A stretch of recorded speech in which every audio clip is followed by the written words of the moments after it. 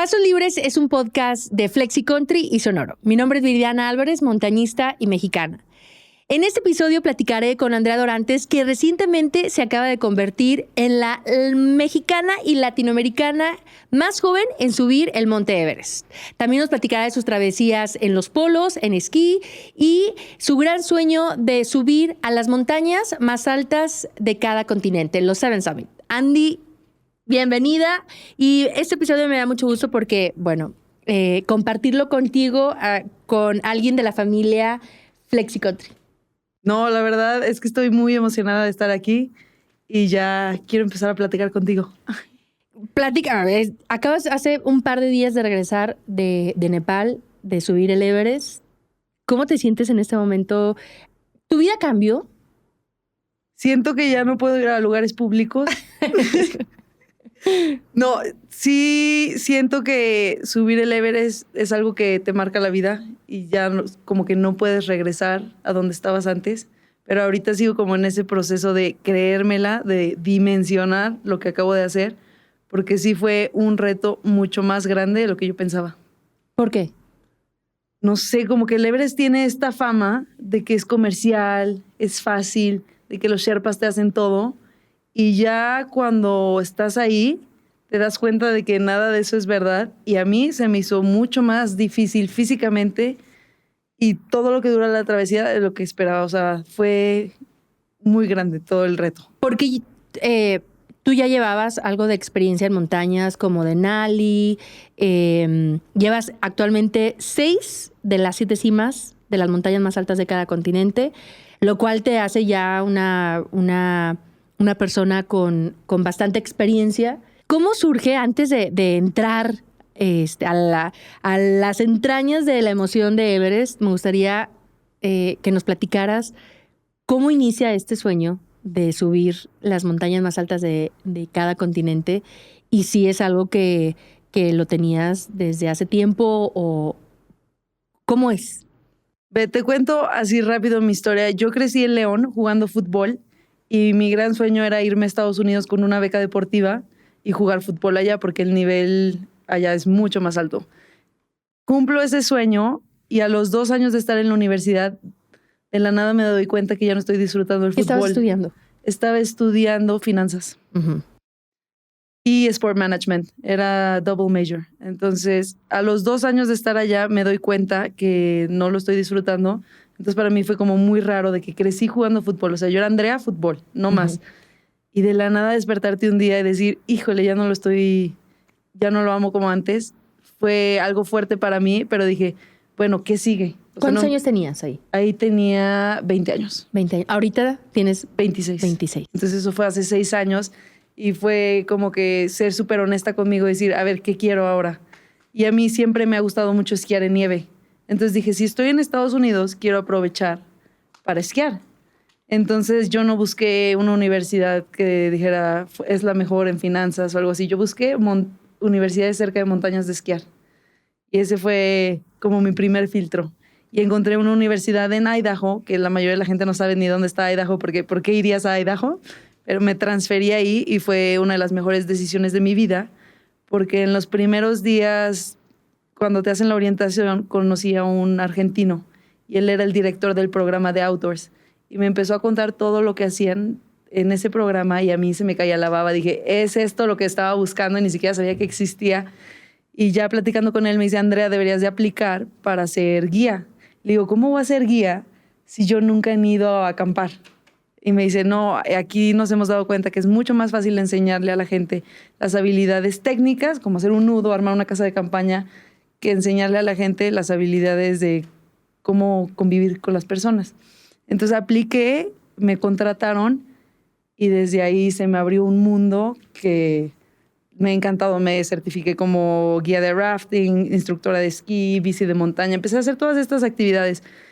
Y cuando me graduó, dije, estoy muy joven para trabajar en una oficina, no quiero seguir lo que me va marcando la sociedad, que es, yo creo que irme a vivir a Nueva York y trabajar en Wall Street. Dije, no. Entonces me fui a Canadá, pasé todo el verano haciendo rafting. Después de ahí me fui de mochilazo varios meses a Europa. Estuve viajando por el mundo y cuando empieza la pandemia tengo que regresar a México. Y dije, ¿yo qué voy a hacer en México? Me voy a aburrir, no sé qué. Yo no sabía que México tenía estas montañas. No sabía, hubiera puesto Es atención. que El León. que es muy cerquita, colinda y con Aguascalientes, pues no teníamos ese mundo. No, y la verdad es que ahora que ya estoy más metida en el mundo de montaña, me doy cuenta que lo que tenemos aquí en México es un regalo impresionante. Pero bueno, entonces conozco unos amigos que me invitan al Pico de Orizaba. Yo no tenía ni idea de qué esperar, nunca había hecho alta montaña, no sabía ponerme crampones, no sabía usar un piolet, nada. Pero a mí me encanta la aventura, entonces dije, va, voy. Y me acuerdo que empezamos el ascenso como a las 12 de la noche, a la 1 de la mañana, y ver las estrellas, ver la luna, o sea, como que sentí algo que nunca había sentido antes en mi vida. Y llegar a ver el amanecer en la cumbre del Pico de Orizaba, dije, ¿qué es esto? Entonces dije, quiero más, y yo soy una persona muy intensa. Entonces, si algo me gusta, lo voy a hacer. Y como a los 3 meses me fui a Ecuador a subir el Cayambe, Chimborazo y Cotopaxi. ¿Con amigos? Con amigos, sí, fui con puros hombres, me animé, dije, voy. Y justo en el Chimborazo, mi cordada fue la única que hizo cumbre ese día, porque los demás les dio mal de montaña, se sintieron mal, y ahí es donde dije, o sea, como que me di cuenta que mi cuerpo reaccionaba bien, porque puedes tener toda la condición física que quieras, pero si a tu cuerpo no le gusta la altura, no vas a subir, y no hay nada que puedas hacer. Entonces ahí como que algo se empezó a mover en mí. Y yo me fui a Estados Unidos a pasar la temporada de esquiar y estaba a punto de regresar a México y no tenía plan. Siempre como que tenía un plan, un viaje, algo. Y esta vez no tenía nada. Eso fue antes de pandemia. Antes de pandemia. Sí. Sí. Antes de pandemia. No, durante pandemia. Ok. Sí, durante pandemia. Porque yo subí mi primera montaña en octubre del 2020. Ok, sí. Entonces sí, pandemia. Con el primer año, ¿no? Ya cuando apenas estaban abriendo las montañas. Entonces te digo, ya me iba a regresar a México sin tener plan. Y dije, ¿qué voy a hacer? O sea, obviamente no me veía trabajando en una oficina. Y dije, si me está gustando mucho esto de subir montañas y a mí me encanta viajar, pues la combinación perfecta es subir la montaña más alta de cada continente, pero es como raro decir, he subido 4 montañas y ahora quiero subir el Everest. O sea, ¿con qué credibilidad te puedes plantar y decir eso? Entonces fue de que, bueno, me voy a lanzar. Entonces armé el proyecto y como a los 5 meses subí mi primera montaña de los 7 Summits, que fue el Kilimanjaro. Y desde ahí no he parado.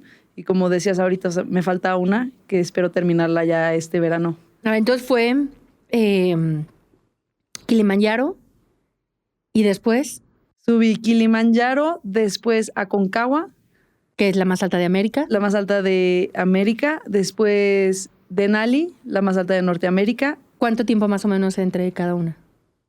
Pues sí, me fui como gordita en tobogán. Entonces, Kilimanjaro fue en septiembre del 2021, Aconcagua fue en febrero del 2022, Denali mayo-junio de ese mismo año. De ahí me fui a Australia en agosto a subir Kosciuszko.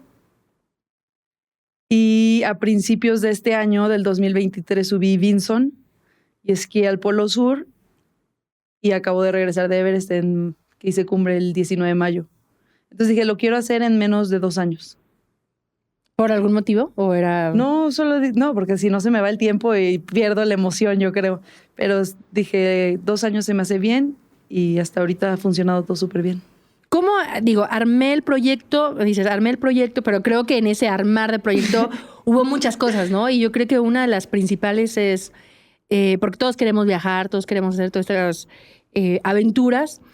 Y de las preguntas que más me hacen es, ¿cómo financiar estos proyectos? ¿Cómo estructurarlo? Y también lo platicaba en otro episodio, todo este tema de, pues, como de finanzas, ¿no? Tú lo estudiaste, pero muchas personas que queremos hacer esto y que es la primer traba con la que te topas. ¿Cómo lo viviste tú? La verdad fue un proceso largo de aprendizaje. Cuando me fui a Ecuador, que apenas había subido una montaña, empecé a buscar patrocinios y yo buscaba de que a los empresarios locales y les decía, me voy a ir a Ecuador, voy a subir unas montañas y se los dejaba a ellos darme dinero. Entonces me daban $100, $200. Lo máximo que me dieron fueron $500 y se me hizo, bueno, wow, dije, ya la hice. Y después, cuando escojo hacer los Seven Summits, la verdad no tenía ni idea de cuánto iba a costar el proyecto. Y qué bueno, porque si no, siento que hubiera dicho no voy a empezar. Sí. Es muy costoso. Es muy costoso. Entonces dije, ese plan de decirles, denme lo que quieran, no va a funcionar. Si no, me voy a tardar años y años y años y yo creo que no voy a ir a ningún lado. Entonces lo que hice fue armar 3 opciones diferentes para las empresas. Y lo que yo me enfoqué mucho es vender el potencial del proyecto. Porque no se me hacía nada atractivo decirles, he subido 4 montañas y quiero que le apuestes a que vas a subir el Everest conmigo. O sea, era como emocionarlos y ver lo que se podía lograr con este proyecto. Y así fue como empezó. Y Flexi, que es una empresa de León, creyó en mí desde el principio y ellos me han apoyado desde la primera montaña y siguen recorriendo este camino conmigo. Entonces ha sido muy padre que hasta ahorita todo el dinero que he juntado ha sido de empresas de León. Sabemos que el montañismo o estos proyectos no se transmiten por ninguna competencia, ni televisión, ni nada, ¿no? Y lo que se ofrece es esa imagen que tú les puedas ofrecer. O sea, como que era el planteamiento del ganar ellos también. Hijo, eso que dices ahorita, que de que no se transmite, no tenemos público. Y muchas veces prometemos una foto en la cumbre, Ajá. ¿no? Que es como que no sabes si la vas a lograr, ¿no? Es lo más atractivo que les puedes ofrecer. Y ahora que fui a Everest, no tengo, o sea, apenas sí tengo una fotito en la cumbre. Y fue un screenshot fue un screenshot de un video. O sea, todo salió mal y ahí es donde te dices, o sea, obviamente las empresas ahí le apuestan a tu proyecto por lo que puedes impactar en la sociedad, no por el beneficio que van a tener. ¿O tú cómo lo ves? Yo creo que es una combinación. Esta parte de la empresa tiene que... Creo yo que un buen patrocinador sería aquel que crea en ti y que también crea que estás generando un valor. Sí. Porque si nada más lo ve como, a ver, a mí en muchas empresas me tocó dime el impacto en números que si subes una foto va a tener, ¿no? Entonces era, claro, pues ellos ven esta parte comercial que es importante porque pues son una empresa y tienen que ser rentables, pero cuando nada más se fijan en eso, creo que por ahí no va.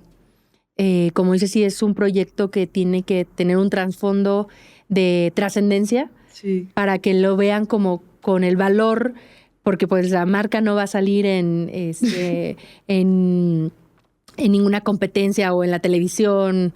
Y pues las entrevistas, como ya viste, es limitado, o sea, tienes que abrir un camino, porque pues también el montañismo no es como tan hablado en las noticias, entonces sí es un reto, pero creo que es parte del reto, ¿no? Sí. Mucha gente me ha dicho, quiero subir Everest, pero no tengo dinero.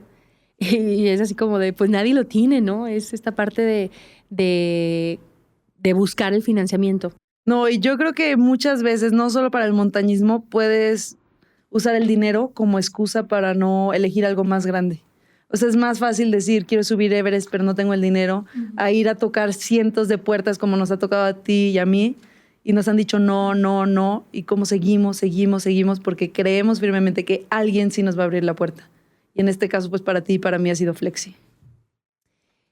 Ahora sí, me gustaría hablar de las montañas específicamente. Bueno, Kilimanjaro, a pesar de que no es una montaña tan alta, casi similar a la altura del Pico Orizaba, pero tiene su complejidad, ¿no? ¿Qué sería así como lo que más te llevas de Kilimanjaro, la montaña más alta en África, en Tanzania? Pues estar en África ya es una experiencia increíble y yo tuve la oportunidad de pasar casi 6 semanas allá. Entonces sí me tocó mucho convivir con la gente local y yo creo que lo que me llevo fue esa sencillez con la que viven, pero la felicidad con la que los ves. Entonces fue como para mí muy padre empezar el proyecto viendo de que es esta la razón por la que lo estoy haciendo, o sea, para crear esa felicidad en mi vida. Entonces, pero fueron 6 semanas porque tú viajaste yo viajé, por ahí, ¿no? El Kilimanjaro lo subí en 7 días. Después de ahí te vas a Aconcagua, que ya son casi 7,000 metros. Sí, y yo creo que ese es el reto más importante de la Aconcagua, la temperatura, porque es una montaña fría, muy seca pero fría, y la altura. Y ahí estuve con un grupo súper bien acompañada, puros latinos, nos la pasamos muy bien.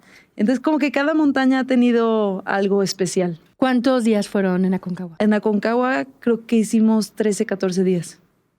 Y luego de ahí, Denali. Denali. ¿Y hubo una razón por las que las estuviste eligiendo así? ¿O fue así como por tiempos, Por la presupuesto? temporada. Ok, Por la temporada, sí. Y también sí, yo quería terminar el proyecto subiendo Everest, pero ahora estoy contenta que la de Rusia se me hace como más celebración porque sé que ya puedo ir un poco más relajada. Sí. Entonces de ahí te vas a Denali. Denali, para mí el Denali, Alaska. Alaska, que es una de las montañas más frías. Que bueno, América, a pesar de que Aconcagua es la más alta de América, la dividen y ponen América del Norte, que es Alaska, o Denali en Alaska, y Aconcagua en Argentina. Sí, no, la verdad para mí, hasta ahorita yo creo que mi favorita ha sido el Denali. ¿Por qué? No sé, es una montaña muy pura. Me gusta el concepto de que tienes que ser autosuficiente, de que tú tienes que cargar tu backpack pesada, tu trineo pesado, que tú tienes que montar tu casa de campaña, tú te tienes que hacer de comer, tú tomas tus decisiones. Entonces, siento que te regresa un poquito más al estilo alpino. No sé, me gustó mucho estar ahí. ¿Cuántos Y días fueron? creo que como 16 días. Y nosotros tuvimos mucha suerte con el clima. Porque puedes durar... Puedes durar muchos días ahí y dicen que si te agarra una tormenta en el Denali es terrible. O sea, yo las historias que había escuchado del Denali eran de terror. Es peligrosa. Sí, muchas avalanchas, mucha nieve, frío. Entonces, la verdad que nosotros tuvimos clima espectacular. Y estar ahí, esas vistas. Algo que también me gustó mucho es que no oscurece. Entonces, eso está padre. Pero sí, es una montaña muy, muy limpia. La cultura de la gente que va. Y tú tienes también que, por ejemplo, todos los residuos, todo. Sí, sí, todo lo que va a la montaña se regresa. Entonces, es impresionante ver. ¿Cómo se regresa? El platicado de los residuos. Los residuos. A cada quien le dan como, se llama CMC. CMC es como, no me acuerdo de las siglas, lo que significa, pero es una cubetita. Y esa cubetita va a ser tu mejor amiga en los próximos días, porque ahí es donde tienes que hacer popó. Entonces, tú te puedes organizar con tu equipo si quieres que cada quien use su propia cubetita o más bien usar una para la comunidad y ya cuando se llena, la puedes dejar enterrada en cualquier campamento y ya cuando vienes de regreso la recoges y al final, o sea, todo lo que entró a la montaña tiene que salir. De ahí decides ir a dónde. De ahí me fui a Australia, que es una montaña muy chiquita. Pero a ver, Australia porque otro de las Seven Summit está en Indonesia, pero no se puede subir, ¿verdad? No se puede subir, ahorita está cerrada por razones políticas, pero ahí hay todo un debate.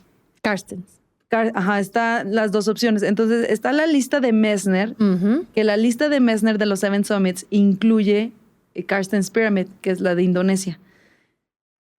Y está la lista de Dick Bass, que fue la primera persona en hacer los Seven Summits, y él subió la de Australia, porque ahí es un debate. Entonces tú puedes elegir cuál quieres hacer, y para mí pues la decisión fue muy fácil porque no tenía. Era, una está cerrada, una está abierta, ¿cuál voy a hacer? Pues la que está abierta.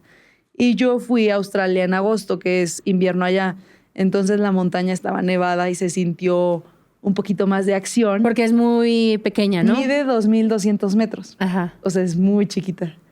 Pero... ¿Y la subes en un día o cómo es la logística? La logística es un día, literal. En invierno es un ski resort. Entonces ves a la gente esquiando y tú vas ahí subiendo con snowshoes. Y creo que yo hice 4 o 5 horas para llegar a la cumbre. Okay. Pero el día después de que yo hice cumbre, no mucha gente va en el invierno, pero el día después de que yo subí, 4 australianos estuvieron atorados en una tormenta 3 días y no los podían rescatar. Casi pierden la vida solo porque encontraron como un refugio ahí en medio de la nada. Pero ahí fue como un baño de agua fría para mí de decir, no puedes menospreciar ninguna montaña. O sea, ha sido la montaña casi en la que he tenido más riesgo. Y yo decía, ay, mide 2,200 metros. Entonces ahí fue de que no importa qué montaña vas a subir, siempre tienes que ir con el mismo respeto, con la misma seriedad y hacer las cosas bien. ¿De ahí a dónde partes? De Australia, mi siguiente fue mi expedición a la Antártida, que para mí hasta ahorita ha sido de las mejores experiencias que he tenido en mi vida, por el simple hecho de estar en un continente tan remoto. ¿Cómo llegas ahí? A la Antártida tienes que volar a Punta Arenas y de ¿En Chile? Ajá, hasta el sur de Chile, y de ahí vuelas a Union Glacier, que es donde todo mundo llega para empezar sus diferentes expediciones en la Antártida. Ese vuelo dura 4 horas, es en un avión Boeing 767, o sea, es un avión grande, pero para que dimensiones la distancia para llegar hasta... Es que la Antártida es enorme. Entonces llegas, aterrizas en hielo, desde ahí ya empieza toda una experiencia nueva. Aterrizas en hielo y te vas 7 kilómetros al campamento en unas vans con unas llantas enormes. Y ya cuando llegas al campamento no puedes creer dónde estás. O sea, las vistas, todo es una locura. Ahí donde irreal. están todos los centros de investigación, ¿no? Pues es que hay diferentes centros de investigación en la Antártida, pero la mayoría están pegados más a la península. Y nosotros ya estábamos más adentro del continente. Okay. Y estando ahí, yo primero hice mi expedición de esquiar al Polo Sur, que de Union Glacier a donde empecé la expedición fue un vuelo interno de 4 horas. Entonces ahí también te digo, las distancias son larguísimas dentro de la Antártida. Esa expedición duró 10 días, esquiando todos los días entre 7 y 8 horas, y llegué al Polo Sur. Entonces es muy loco dimensionar que estás parada en el punto más al sur del mundo. Entonces fue una locura. Que mide casi 4,900, es la montaña más alta de la Antártida, y esa expedición duró 7, 8 días. Es como un mini Denali, es como la misma logística. Primero vas cargando tus cosas entre backpack y trineo, después llega un punto en que ya no puedes subir el trineo porque está demasiado empinado, entonces pones todo en la backpack y de ahí ya haces tu Summit Push. Entonces, un mini Denali con mucho frío. ¿Qué tanto ¿A cuánta temperatura estuviste? Se supone que cuando yo llegué a la cumbre estaba a -30, pero nos tocó un día soleado y sin viento, entonces yo me sentía casi en la playa. O sea, te podías quitar los guantes sin problema, tomar fotos sin que se te muriera el teléfono. Entonces, por esa parte sí tuvimos mucha suerte de que no tuvimos viento. ¿Qué hace la diferencia? Sí, toda la diferencia. Por ejemplo, pasé más frío cuando fui al Polo Sur. Okay. Ahí sí ha sido de los peores fríos que yo he pasado en mi vida. ¿Menos cuánto? Pues -40, pero con viento la sensación térmica cambia de una manera. -50. Sí, no. Y ahí no puedes exponer nada de piel porque el riesgo de congelaciones es muy alto. Entonces, siempre tienes que estar todo tapado. De Vinson llevabas ya 5. Y toca Everest.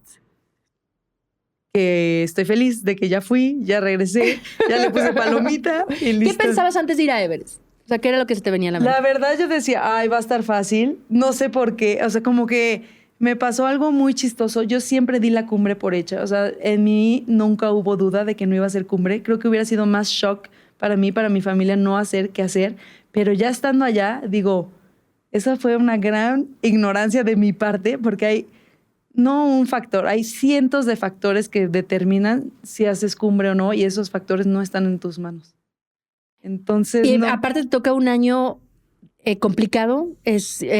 Al igual que el 2014, hay récord de personas que fallecen, con un número de 17 personas y alrededor de 480 permisos, que mucha gente dice que son muchas personas, y yo les digo que para casi 8 billones de personas en el planeta, 400 personas es nada, ¿no? Pero obviamente en una sola montaña, en una ruta, pues hay esos cuellos de botella que nos muestran esas fotografías. Y llegas, ¿y cuál es tu primer como cambio de mentalidad? Decir, ok, ¿llegas a Nepal por primera vez? Llego a Nepal por primera vez, te veo, vamos a comer. Y de ahí es como que a mí me gusta tomarme día por día, no pensar porque siento que en el Everest es una expedición tan larga que si estás pensando... ¿Cuántos días hiciste? Yo hice cumbre el día 45.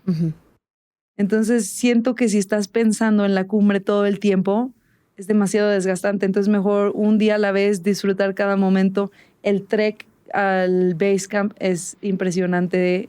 O sea, disfruté muchísimo esos días. ¿Cuántos días hiciste de trekking? Hicimos 8 o 9 días, creo. Creo que 8 días.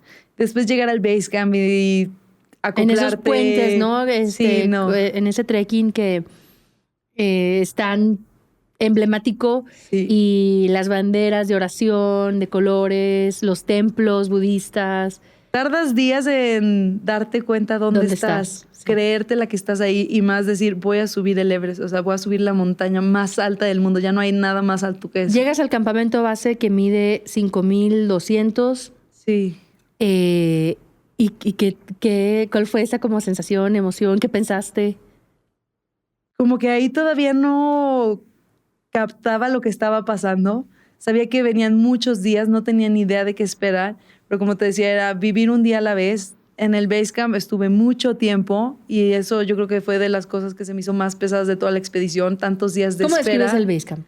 El Basecamp es una mini ciudad con muchas casas de campaña. De miles de personas. Sí, creo que 1,500 personas viven entre sherpas, staff, todo. Entonces, sí, es una mini ciudad y es muy loco pensar que estás viviendo a 5,300 metros. Es como si agarro mis cosas y me voy a vivir a la cumbre del Iztaccíhuatl y ahí bañarme, ahí hacer mi vida diaria. Es muy loco pensar en eso, ¿no? Sí. No dimensionamos lo alto que está el Basecamp solamente. ¿Y cómo empieza como a formarse ese plan de decir, ok, vives día a día, pero cómo vas integrando todo ese proceso de planeación? Pues primero fui a Lobuche a hacer mi primera aclimatación para... Que es una montaña que está dentro del camino, ¿no? Sí, dentro del camino. Tuve que regresar un poco, pero la razón por la que hice Lobuche fue para evitar cruzar el glaciar del Khumbu, que es la parte más peligrosa del Everest, tantas veces. Está a 6,200 más o menos, ¿no? Lobuche. 6,100, sí. Entonces hice Lobuche, me sentí muy bien, regreso al Basecamp y ahí es recuperarme unos días para hacer la primera rotación. Entonces ya después de 4 o 5 días hay buen clima para tratar de tocar el campo 3. Entonces una noche salimos, cruzamos todo el glaciar del Khumbu, que es un laberinto de hielo impresionante. Yo me sentía como niña en Disney, estaba feliz, no lo podía creer. Cruzar las escaleras, saltar grietas, no saber, o sea, hacia dónde va la ruta. Se me hizo una experiencia increíble. Llegué, pasé una noche en el campamento 1. Al día siguiente me fui al campamento 2, que es una distancia corta, 3 horas creo que hicimos. Y al día siguiente tocar campamento 3 y dormir en campamento 2. Son 4 campamentos y la cima, ¿no? Sí, 4. Y de ahí ya bajé hasta el Basecamp. Que tocar campamento 3 casi a los 7,200. Sí. Y eso ya se consideraría una primera rotación o segunda, ya contando la montaña previa. Sí, la contamos como ya segunda rotación. Y como me sentí bien, ya eso significa que ya estaba lista para el ataque a cumbre. Y bueno, eso se platica rápido, pero fueron semanas, ¿no? Sí, semanas y muchos días de espera. Entre mi segunda rotación y el ataque a cumbre pasaron días y días y días. Y no sé si la gente vio mis diarios de expedición, pero era otro día de descanso, otro día de descanso. Y era esperando la ventana. Este año el clima estuvo muy malo, tuvimos que esperar más tiempo. La gente estaba desesperada porque los sherpas no podían montar los campamentos altos, los montaban y se volaban. Después ya por fin los pudieron montar, pero no podían montar las cuerdas fijas. Entonces era seguir esperando. Y tú sabes, cuando la gente está ahí, todos concentrados, todos sin hacer nada, te empieza a jugar chueco la mente de que a lo mejor este año no se va a poder, cuanto más, la gente ya está desesperada. Veías que unos renunciaban a la expedición. Entonces es ahí donde tú te tienes que enfocar a lo tuyo y seguir con tu estrategia. Se viene ya la ventana de tiempo, ya te dicen, vámonos. Y mucha gente entre ese inter se va a lugares más bajos para como recuperar un poco y luego ya hacer el empuje a cima. En tu caso te quedaste en Basecamp y... Sí, yo decidí quedarme todo el tiempo en el Basecamp. La verdad, me sentía muy bien, me sentía recuperada y dije, no le veo casos bajar y a lo mejor perder un poco de aclimatación, porque sí vi que este año muchos de los que regresaron después les pegó. Sí, yo también he visto mucho ese tema.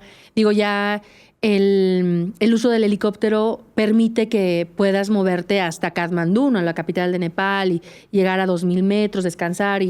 Pero también coincido contigo que ha sido como un tema de que muchas personas después se enferman. Otras se recuperan. Ahí es un parte, volado. sí, y es parte también de ese conocerse y decir, bueno, cuál es lo que a mí me funciona. Tú ibas con un grupo. Platícame cómo era ese grupo o cómo te uniste o... Era el equipo internacional de una empresa de Nepal. Uh-huh. Y la verdad es que es padrísimo pues convivir con gente de todo el mundo, saber de dónde vienen, su experiencia, y al final pues todos tenemos el mismo objetivo, entonces sí se crea como este sentimiento de equipo. Y con ese grupo, bueno, compartes el objetivo, ¿no? Cada quien para mí es muy curioso, ¿no? Cada quien con un propósito diferente, o sea, un porqué diferente, pero con el mismo objetivo, ¿no? Uh-huh. Llegar a la cima del Everest. Y todos van al mismo tiempo, cada quien se organiza, o sea, en cuestión de las rotaciones, tiempos. Nos organizaron conforme... Este año mucha gente se enfermó. Entonces, los que estaban listos y ya recuperados eran los que tenían prioridad. Se hicieron como grupitos. Sí, nos dividieron, y también porque en los campamentos altos no cabe tanta gente. Entonces tienen que medir muy bien cuántas personas pueden mandar para que cada quien tenga una carpa. Entonces ese fue como el factor que determinó quién subía primero y quién no. Pero este año no hubo tantos días de buen clima, entonces sí se juntó mucha gente. Platícame cómo fue ese empuje a cima, como le llaman, en cuestión de, bueno, ya te brincas desde campamento base, ya te brincas un campamento, ¿no? Te vas directo al 2. Ahí, si el clima sigue bien, continúas con el plan y luego te vas al 3, ¿no? ¿Cómo fue esos días? Porque son días muy intensos. Son días intensos y con mucha incertidumbre. Uh-huh. Yo no sabía qué iba a pasar, qué esperar, cómo iba a estar el clima, porque no se sabía. Entonces sí salimos esa noche al base camp, pedimos permiso a la montaña y fue como que, pues, órale, llegó el momento, tantos años, tantos días de entrenamiento y ahora cada paso cuenta. Entonces salí, crucé el glaciar del Khumbu, me sentí muy bien. Ese día tuve mucha suerte porque no hubo filas. Yo veía las lamparitas atrás de mí, pero enfrente de mí no había filas, entonces yo me sentía que tenía la montaña para mí y eso fue padrísimo. Llegué al campamento 1 en la mañana a tomar té, sopita y continué al campamento 2. Ese trayecto es el más fácil del Everest y se me hizo eterno. La sufrí muchísimo, no sé por qué, si ya venía cansada. Nos tocó mucho sol y tú sabes lo que es cuando el sol te pega ahí. O sea, en un glaciar. En un glaciar. Puedes llegar a temperaturas. Te derrites. Sudas. Te derrites. Se me acabó el agua. Después el campamento 2 es muy grande. Desde que ves las primeras casas de campaña hasta que llegué a donde nuestro campamento estaba establecido es como 1 hora. Entonces la mente ahí ya te está jugando de que no ves para cuándo. Pero bueno, por fin llegué al campamento 2. Pasé esa noche ahí. Al día siguiente descansamos en el campamento 2 porque el clima no nos permitía seguir hasta el campamento 3. Entonces ese día siento que me sirvió para recuperarme, descansar e ir más fuerte para la siguiente parte. Que es una como recuperación parcial porque ya 6,000, que está 6,400 el campamento. 6,500. Ya el cuerpo no se recupera tanto. Pero te da como el ajuste, ¿no? Te da el ajuste y también mentalmente siento que te da un break. Sí. Porque es mucho estar siempre al 100. Entonces al día siguiente salimos al campo 3, pasamos la noche ahí. Yo la verdad dormí bien, me sorprendí ya con oxígeno. Y al día siguiente... ¿A 7,200 ya? Sí, 7,200. Y al día siguiente salimos tarde, a las 9 de la mañana, rumbo al campo 4. Y ahí fue donde sentí por primera vez que estaba subiendo Everest, porque ya empiezas a ver lo que ves en las películas. Me tocó ver gente que se caía de las cuerdas y ya de la desesperación se quedaban ahí colgados y no trataban ni siquiera de mover. O sea, como que perdían la esperanza. Me tocó ver cómo bajaban los sherpas cuerpos. Me tocó ver una chava que se rompió el tobillo y arrastrándose por todas las cuerdas fijas. ¿Cómo que? O sea, como que dices, esto ya es en serio. O sea, de que aquí ya empieza lo que viene de verdad. Y ver a la gente de que cansadísimos, a las miradas a pesar con el perdidas. oxígeno, ¿no? Sí, Porque con... creen que usar oxígeno representa no sentir la altura. Sí, no, bueno, fuera. Llegas al campamento 4. Llego al campamento 4 y ahí me saqué un susto porque mi teléfono se cambió con la hora de China. Que China va 2 horas adelante. Sí. Y yo llego y veo que son las 6 de la tarde. Porque la cima de Everest está en la frontera entre Nepal y China, que se puede ascender por los lados, ¿no? Ajá. Entonces, normalmente un ataque a cumbre empiezas a las 8 de la noche, 9 de la noche. Y yo dije, ya son las 6 de la tarde. O sea, tengo 2 horas para descansar antes de hacer mi ataque. Y eso mentalmente te pegó. No, y después ya me di cuenta que mi teléfono había cambiado la hora y que eran las 4 de la tarde. Entonces, esas horas me puse a escuchar música. ¿Pero tu teléfono tenía señal? No, pero se cambió, no sé cómo. Es que, bueno, hay una antena que puso China del otro lado, entonces no sé si por ahí se agarró no sé, señal. Algo pasó, pero el chiste es que se me cambió el horario y que me sacó el susto de mi vida. Porque hice 7 horas del campo 3 al campo 4. Y ahí en el campo 4 ya tuve 4 horas para descansar. Y a las 7:40 le pregunto a mi Sherpa, Yabu, ¿a qué hora salimos para el Summit Push? Y me dice, a las 8. Y dije, no me entendió. Yo creo que ahí la barrera del inglés, algo pasó. No creo que salgamos en 20 minutos. Y a las 8 de la noche me dice, ¿estás lista? Y yo de que, ¿qué? De que no tenía ni las botas puestas, ni el arnés, nada. Entonces me empecé a alistar y ya salimos como a las 9 de la noche. Y como fue un día muy, muy frío, con mucho viento, no salió tanta gente. Entonces eso a mí me gustó mucho porque no hubo filas. Uh-huh. Porque siento que a veces es más peligroso. ¿Cuántas personas más o menos hicieron cumbre ese día? Yo creo que unas 15, 30. Entre 15 y máximo 30 ya muy contando pocas. Los Sherpas. Sí, muy pocas. Yo llegué a la cumbre y no había nadie. Según yo, eso en el Everest es muy raro, de que tener la cumbre para ti solo. Pero bueno, empezamos el trayecto. En las partes que podía pasar gente, aproveché. Se me salía el corazón, pero dije, si no los paso ahora, allá arriba es mucho más difícil. Entonces rebasé gente. Y ya cuando iba a amanecer, me acuerdo que estaba en la cumbre sur. Que está a metro, todavía le falta. Todavía le falta, pero ya si llegaste ahí, lo más seguro es que ya llegues a la cumbre.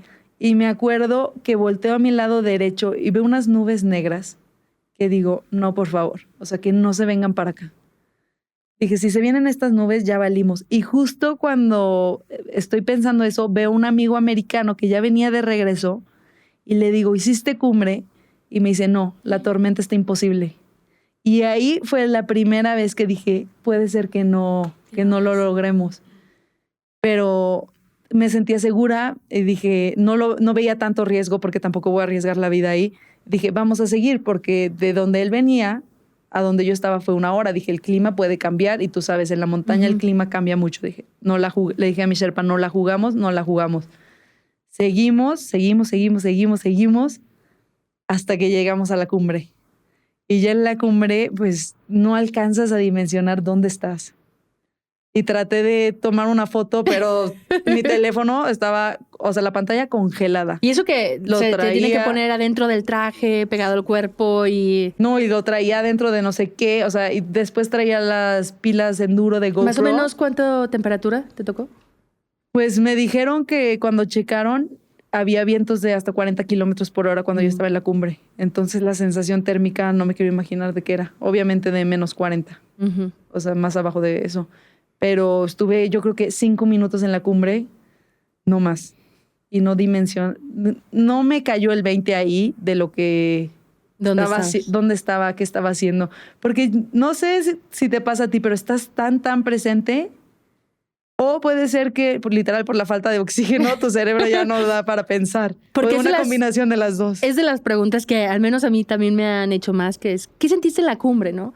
Yo estuve un poquito más, me tocó buen clima y fue como fría la noche, pero al menos ya estando en la cima no había tanto viento, entonces nos permitió quedarnos.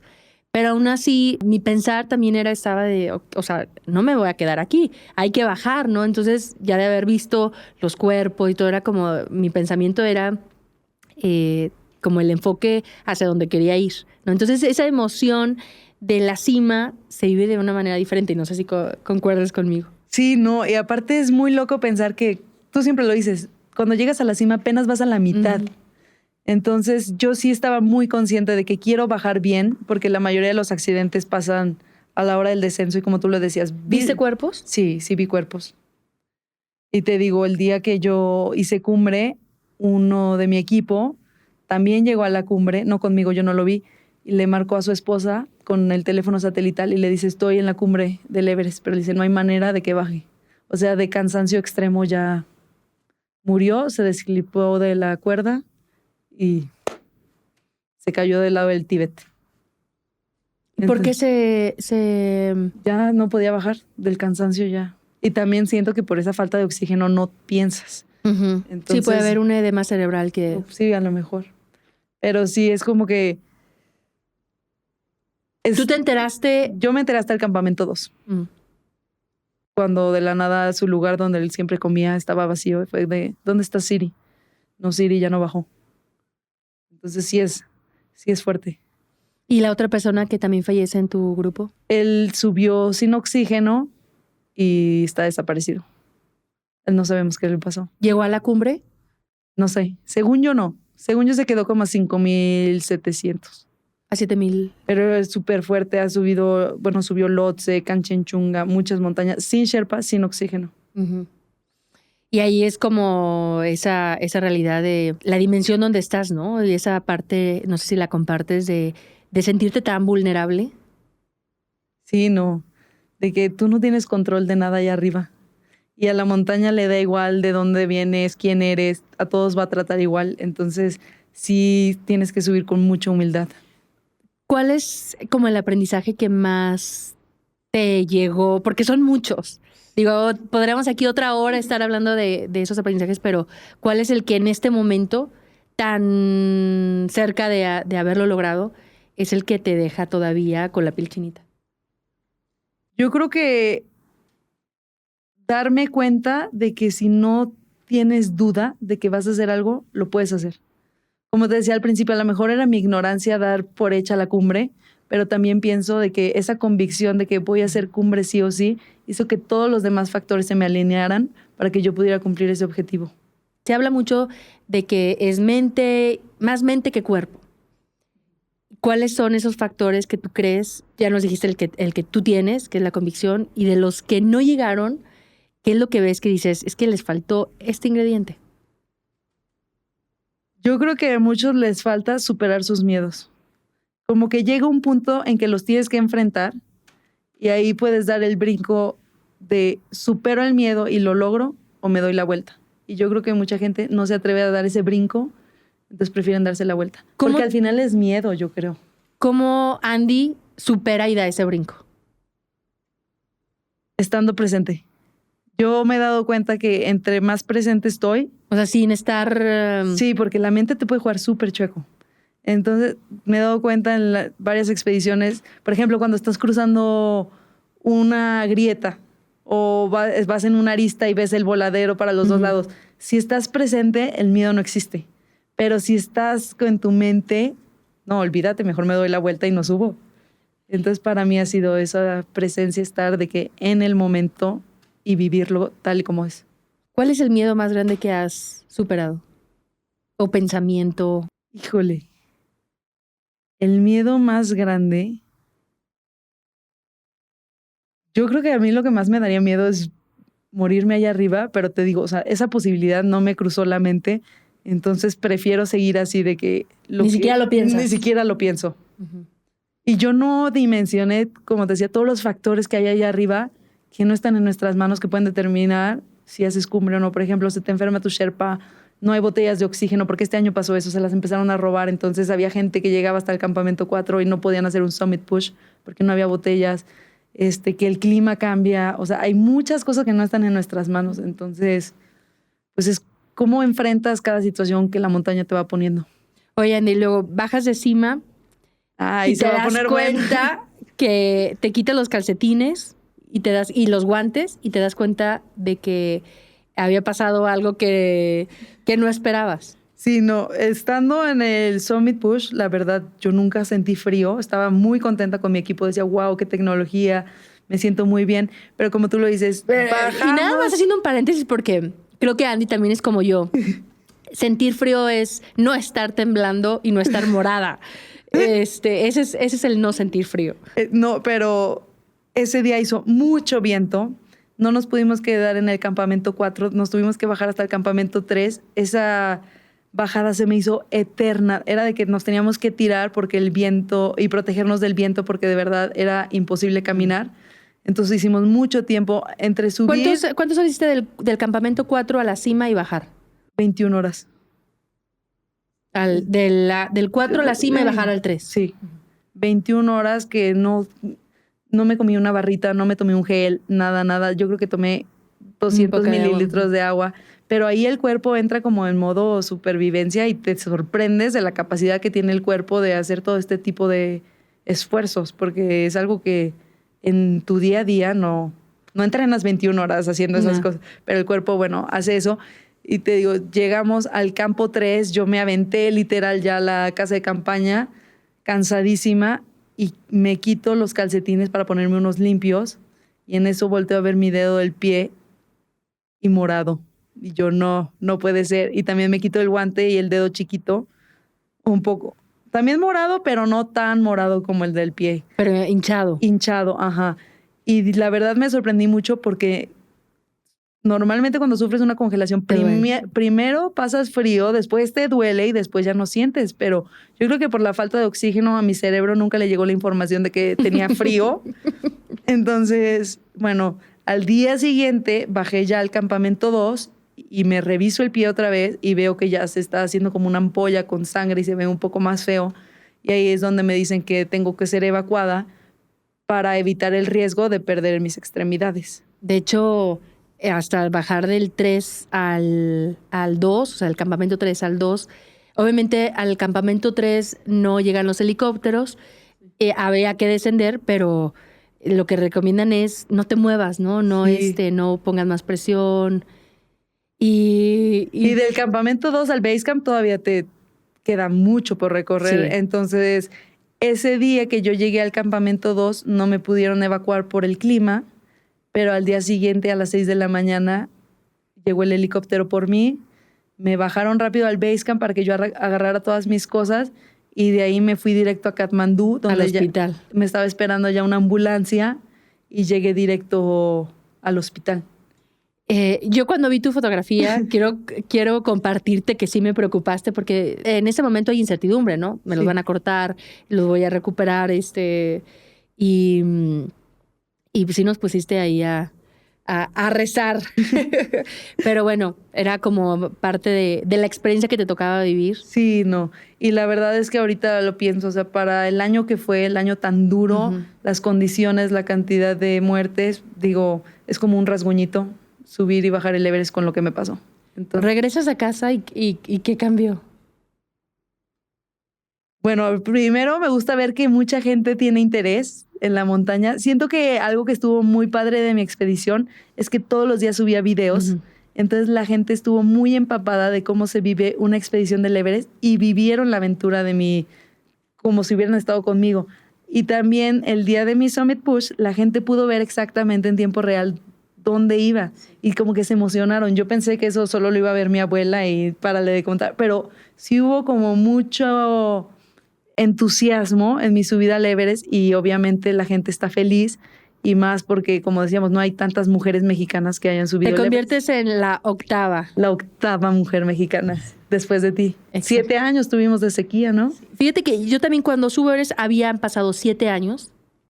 En el 2017 subo y vuelven a pasar un par de años nuevamente para que la mexicana más joven, no solo en México, en toda Latinoamérica, hayas hecho esta cumbre, así que muy contentos y orgullosos de que lo hayas logrado y también ya a un paso de que cumplas ese gran reto de las 7 cimas, Sí. ya a un par de, pues también de días de poder irte a Elbrus, a Rusia, para culminar este proyecto. ¿Y qué sigue para Andy? Después de Elbrus, completar ese gran reto de muchos años, ¿qué sigue para Andy?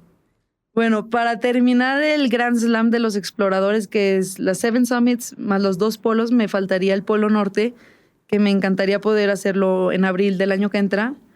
Pero ahora, más que nada, quiero empezar a compartir mi experiencia, como compartir lo que he aprendido en estas grandes aventuras y ya empezar a dar pláticas con chavos, a empresas y ser la invitación a que suban sus propias montañas.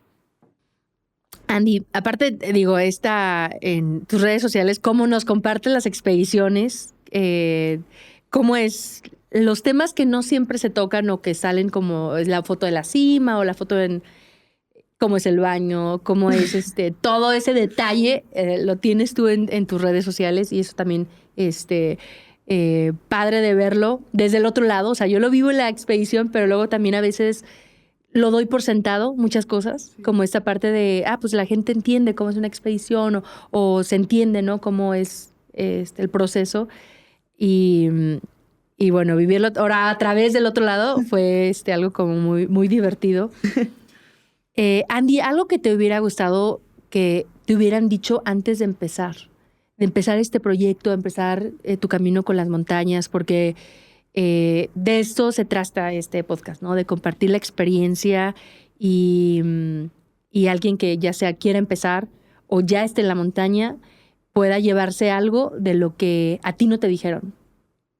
Yo creo que a mí lo que no me dijeron es que ya no hay vuelta atrás. De que si subes una montaña, tu vida va a cambiar. Y no significa que te vas a hacer montañista y que vas a querer subir el Everest, pero tu forma de ver la vida va a cambiar sí o sí, porque la montaña es impresionante. Puedes subir la misma montaña 100 veces, pero cada vez tienes una experiencia diferente. Y la montaña siempre te va dando lo que necesitas. Entonces, tengan cuidado, si suben una montaña, su vida puede cambiar.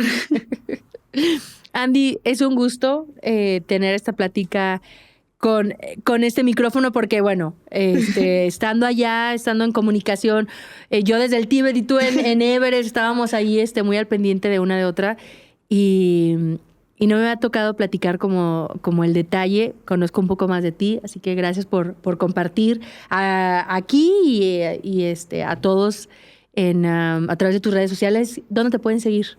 Me pueden seguir en Instagram, TikTok y Facebook como @AndyDorantesMX. Muy bien, Andy. Pues ahí te estaremos. Ahí, quien quiera empezar y quiera tener este reto de la montaña o de las 7 cimas o el Grand Slam tienes 26 años, así que algo más se te va a ocurrir en pocos meses. Eso no tengo duda. Vamos a seguir escuchando de ti y nos vemos en la siguiente montaña. Nos vemos en la siguiente.